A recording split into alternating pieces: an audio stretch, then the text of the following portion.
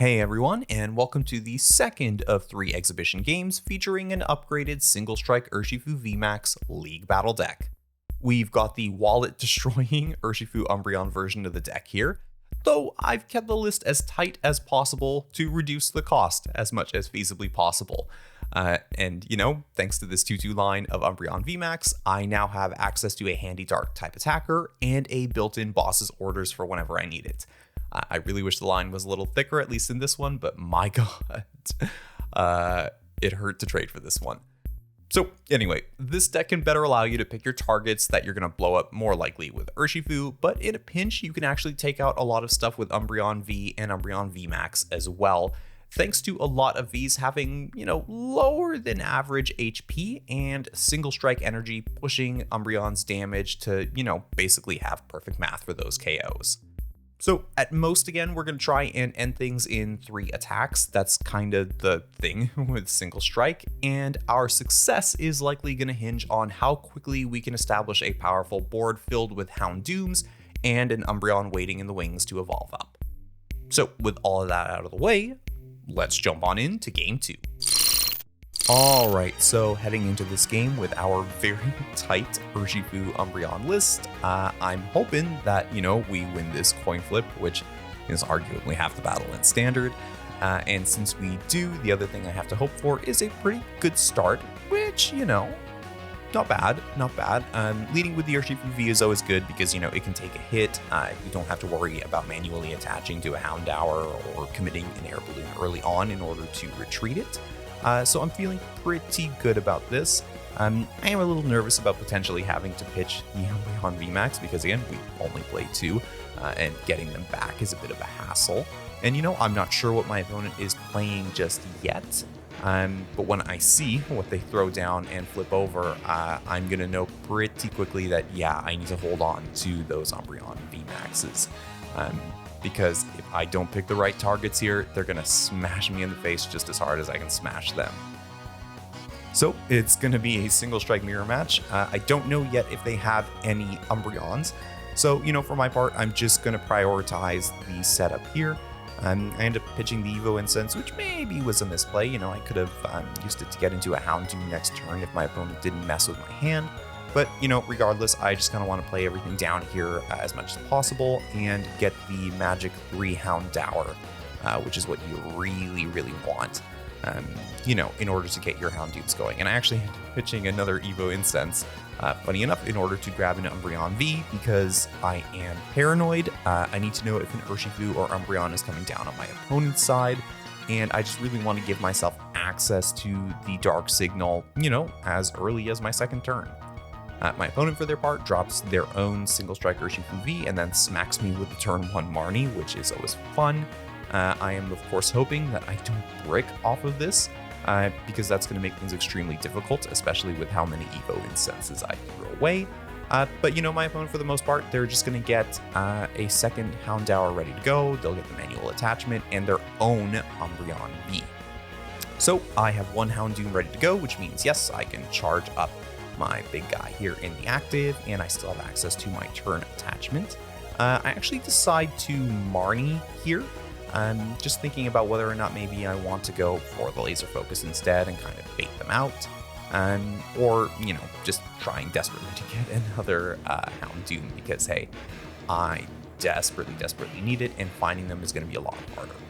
So I do manage to get my manual attachment, and I even get the acceleration to my benched Umbreon V, which means I can pretty cleanly go for the KO here, score a 3rd Houndoom, which is nice. And now my opponent's really got to think about what they want to do because all my resources are not committed on 1 Pokemon. And the nice thing actually about Umbreon V is that it does pretty good math on its own against most Pokemon V. You don't have to go VMAX in order to take the KO, specifically because its second attack actually gets a nice damage buff if it has damage counters on it, which it always will if you're single strike roaring to it.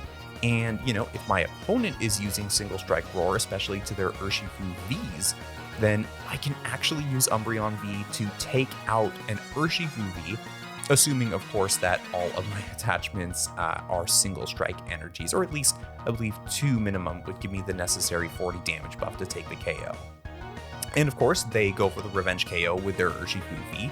There's no reason to go VMAX here really outside of maybe buffing their HP a little bit, but you know, that's going to require discarding all of their energies, and they know that I can gust around their VMAX as well and maybe take out the one Houndoom that they have left, which would mean, you know, not powering up anything for the next turn.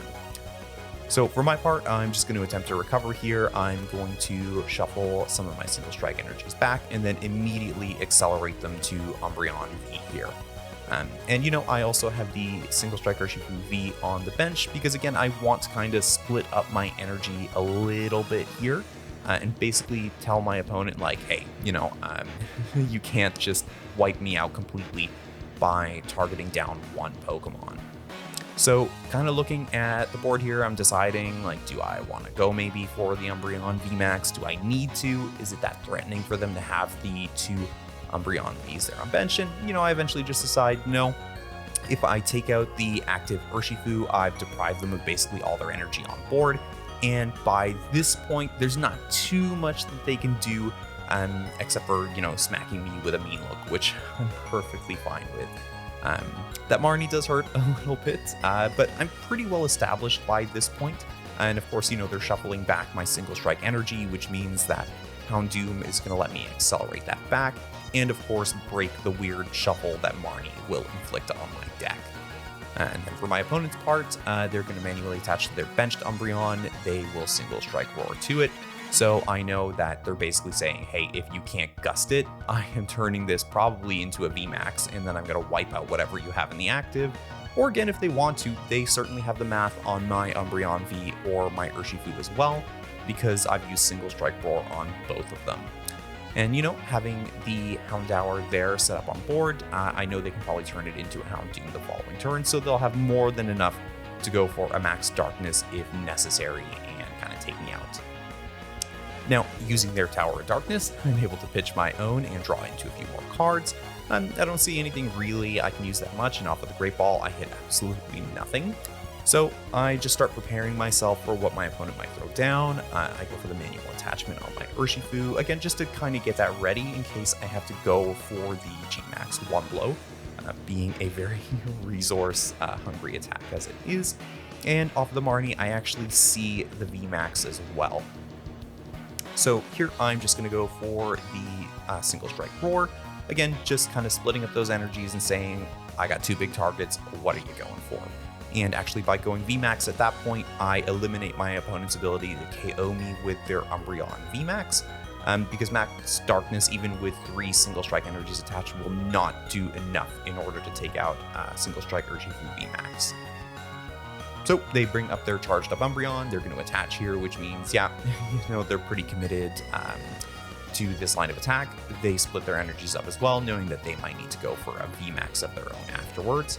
And off of this research, we'll see if they get the Umbreon VMAX or if maybe they decide to VMAX later their own Urshifu. But they'll just go for the, you know, Dark Signal here.